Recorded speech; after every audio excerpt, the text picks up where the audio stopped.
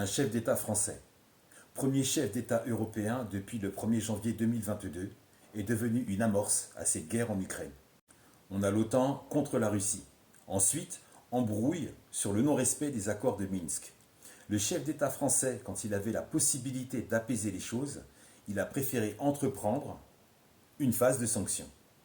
L'Ukraine est dans une situation catastrophique. La destinée et la nature de l'Ukraine est plus qu'alarmante. Ça va donc participer à l'anéantissement de l'économie européenne.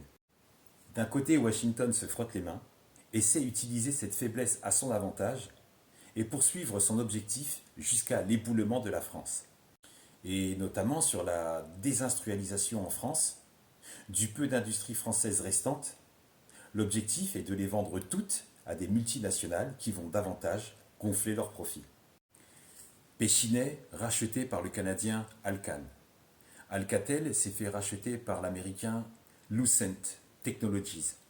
Alstom s'est fait racheter par l'Américain General Electric. J'arrête là parce que j'ai plus beaucoup de batterie.